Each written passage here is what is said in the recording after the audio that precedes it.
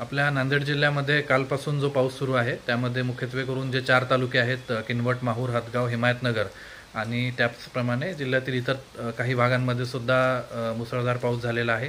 26 मंडळांमध्ये अतिवृष्टी झाल्याचं आपल्याला सकाळी आकडेवारी प्राप्त झालेली आहे. त्या अनुषंगानं काल रात्रीपासूनच बचावकार्य व मदत कार्य ज्या ठिकाणी आवश्यक आहे त्या ठिकाणी सुरू करण्यात आलेलं आहे. कुठेही कुठलीही जीवितहानी किंवा कुणी जखमी होण्याची घटना घडलेली नाही. मात्र काही ठिकाणी अगदी कमी प्रमाणात का होईना परंतु घरांची पडझड, पशुधनाचं नुकसान आणि शेतीचं मात्र मोठ्या प्रमाणावर नुकसान झालेलं आहे. त्याबाबत पाऊस ओसरताच आपण पंचनाम्यांची प्रक्रिया सुरू करतो आहोत.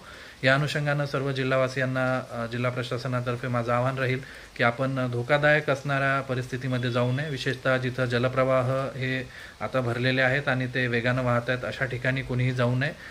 त्याचप्रमाणे जर रस्ते कुठं बंद झालेत किंवा बंद असतील तर अशा ठिकाणी सुद्धा आपण जाण्याचा प्रयत्न करू नये. सर्वप्रथम आपण स्वतःची काळजी घ्यावी. प्रशासन याबाबतीत पूर्णतः सतर्क असून कुठलीही अडचण आल्यास आपण आपल्या नियंत्रण कक्षात संपर्क साधू शकता.